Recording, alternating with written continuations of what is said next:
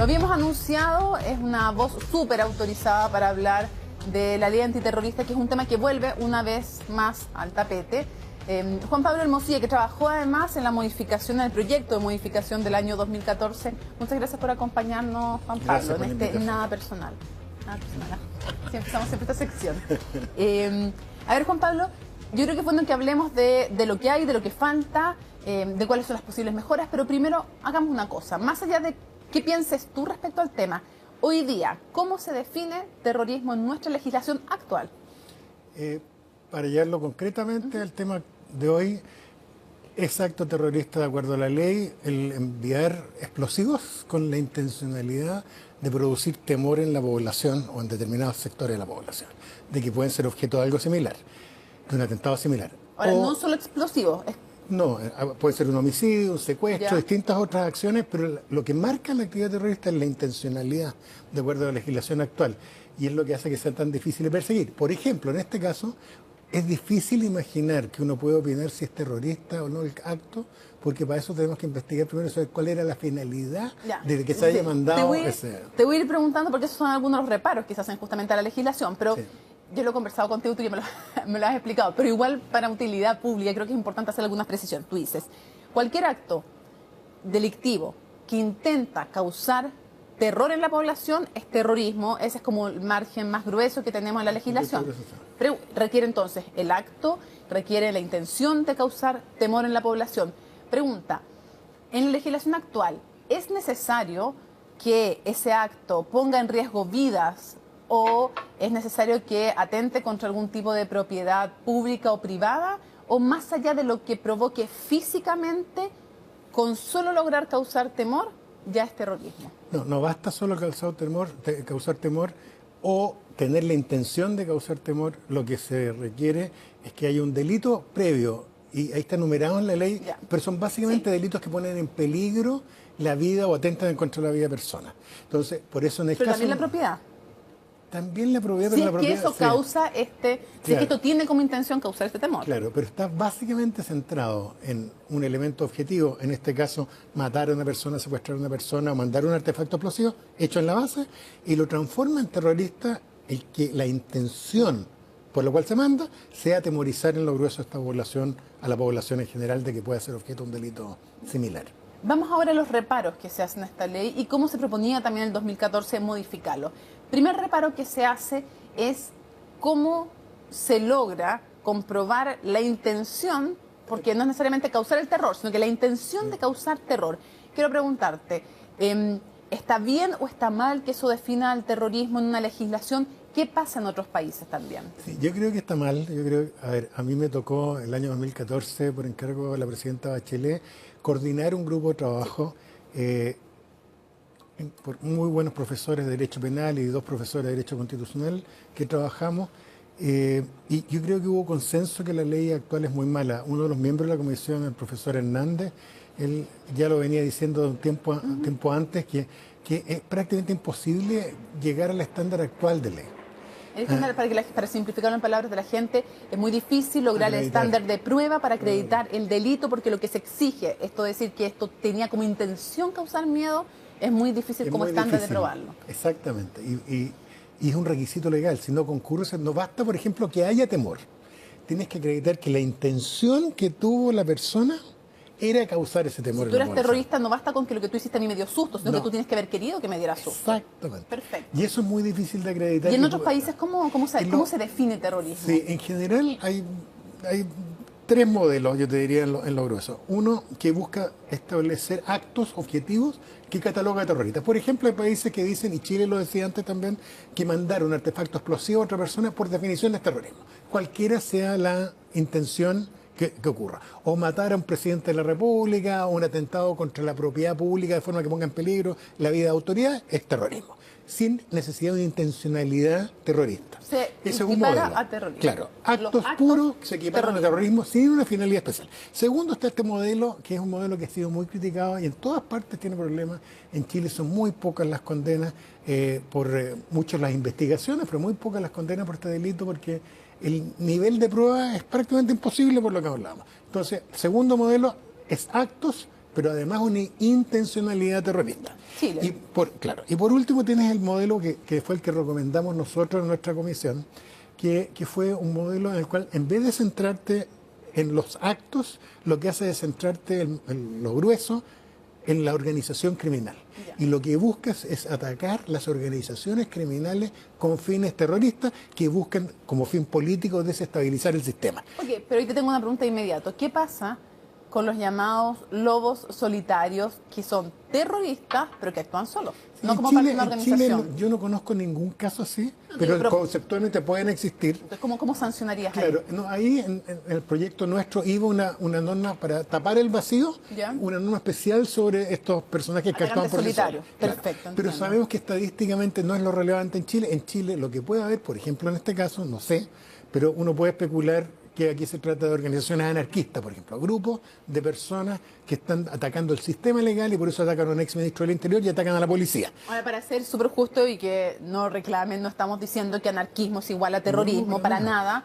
Y pueden ser grupos que no sean anarquistas y que igual Por buscan supuesto. fines terroristas. Un ejemplo solamente, digo yo, para que no se malentiendan tus palabras. Absolutamente. Pregunta, otra de las críticas que se ha hecho a la legislación actual, pero antes de ir a las herramientas se me olvidaba algo. Hubo un cambio legal que se realizó. Siempre el gobierno, uno de Sebastián Piñera, ha dicho que no fue por la huelga de hambre, pero se dio en el contexto de justo la huelga de hambre mapuche, que una de las modificaciones que se hace a la ley antiterrorista justamente esto de que no se supone que necesariamente por un acto, en el fondo, en sí, se supone la intención de que comprueba el terrorismo. Antes había un sistema en Chile que también era muy malo, que era presumir la intencionalidad terrorista. O sea, ocurrió en este hecho y la ley presumía que si yo mandaba explosivos, había una intencionalidad terrorista. Y eso no funcionó bien tampoco, era difícil, los tribunales le hacían el quite aplicarlo, pero por sobre todo un sistema que chocaba con nuestro sistema de presunción de inocencia. Claro. Porque como que en la práctica invertía el sistema de pruebas, y esto para que la gente lo entienda, la carga yo tenía que probar que no había habido intención terrorista, y eso así no funciona el sistema en una sociedad democrática. Entonces ese sistema se modificó. O sea, no es que no fuera necesario cambiarlo desde tu perspectiva, sino que el cambio no te pareció bueno. Ya, ok. Vamos a otras las críticas que se hacen hoy día a la ley antiterrorista. Se dice, las herramientas investigativas que entrega son incompletas. ¿Concuerdas o no? No, para nada. Creo que la ley es muy generosa en cuanto a las herramientas que da investigativas, y creo que eso esconde más bien la deficiencia de dos sistemas, de que no exista en Chile un real sistema de inteligencia y que no exista una policía calificada para investigar estas cosas. Yo hace mucho tiempo, desde el punto de vista académico, más de 20 años vengo sosteniendo que la capacidad investigativa de nuestras policías es muy mala. Es muy mala, y que los delitos que se van aclarando son los delitos más fáciles de aclarar. Pero cuando se encuentran frente a situaciones, por ejemplo, premeditadas, planificadas como esta, en que parte del plan es no dejar huellas y que sea difícil de ubicar, se requieren las capacidades investigativas o criminalísticas de verdad. Y yo creo que las policías chilenas no las tienen. ¿Exagero si interpreto tus palabras que en Chile las policías, tanto carabineros como la PDI, no tienen las competencias necesarias para investigar delitos terroristas? Yo creo que no tienen eso, y no tienen, por ejemplo, cada vez que tienen que investigar grupos cerrados, asociaciones ilícitas, cuestiones similares, incluso con el narcotráfico. Por eso que siempre están golpeando narcotraficantes abajo y no las organizaciones la parte de arriba. No hay una cultura de investigación criminalística seria, no hay una escuela de formación criminalística seria.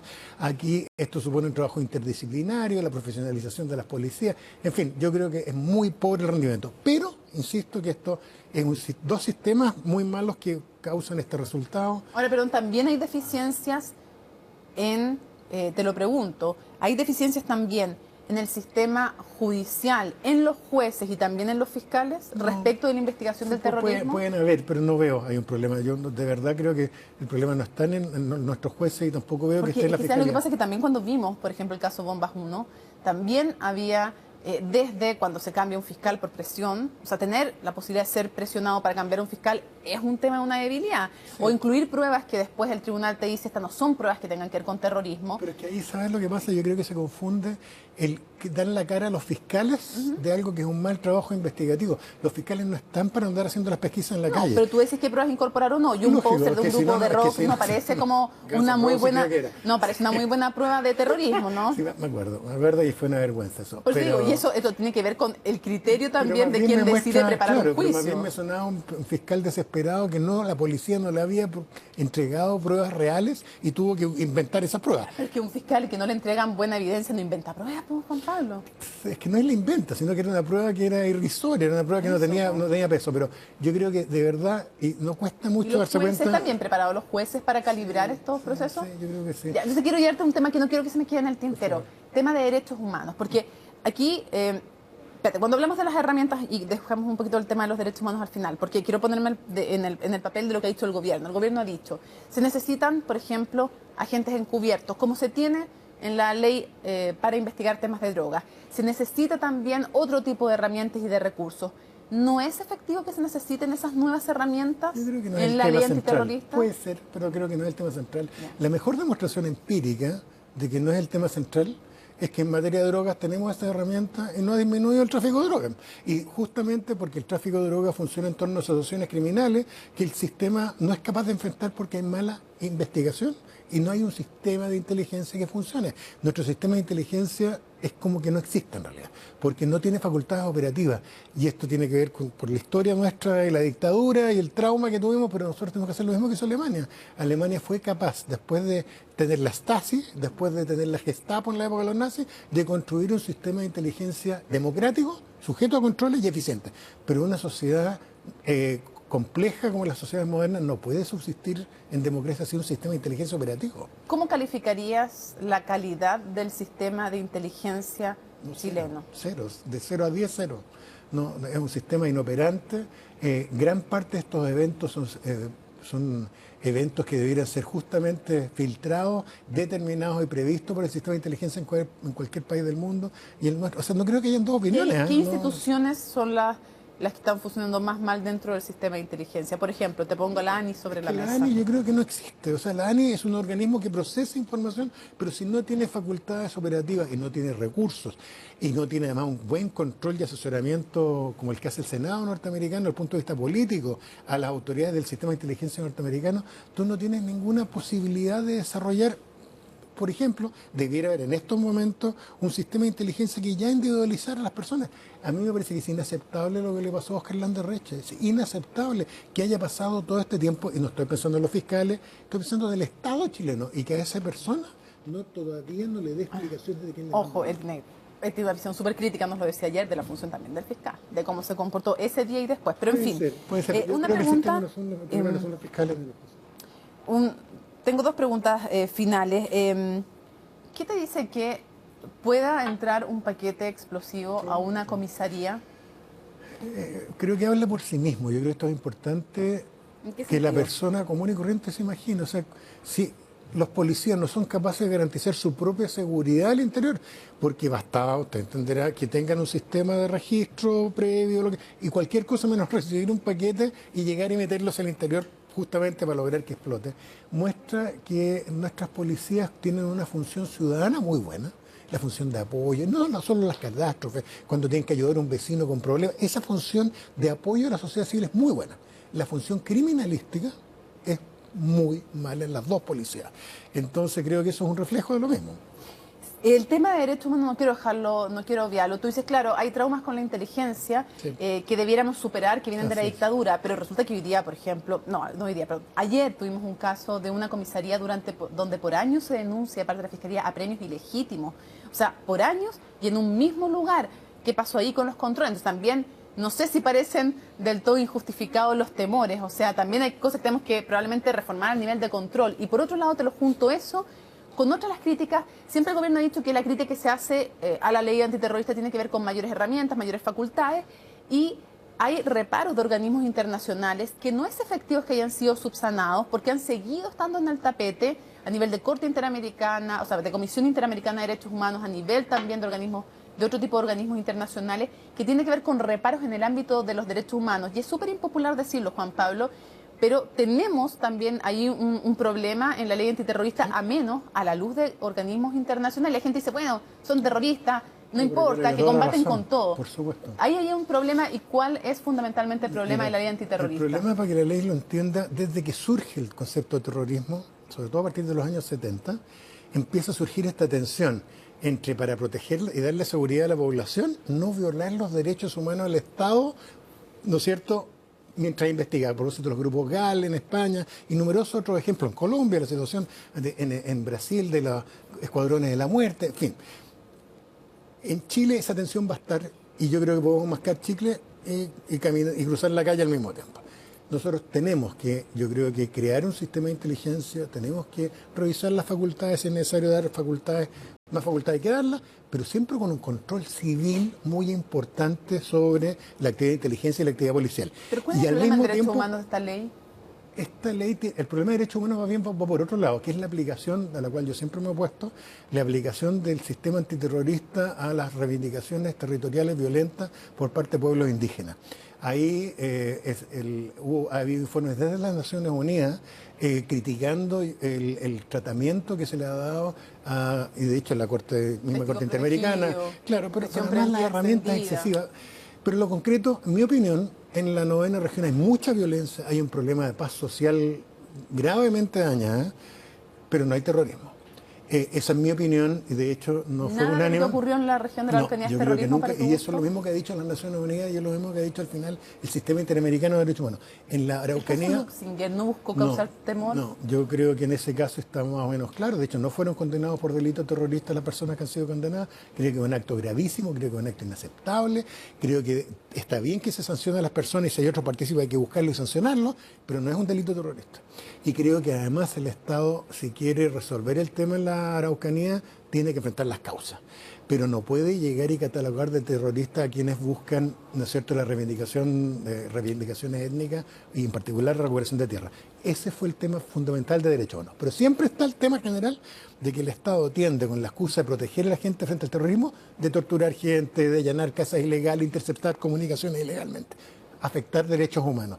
Y eso, por lo tanto, se requiere tener un sistema eficiente, pero que vigile a la policía y al Estado de que no se sobrepase. Bueno, podemos hacer las dos cosas. El caso de Carabineros lo comprueba, entre otros, la necesidad.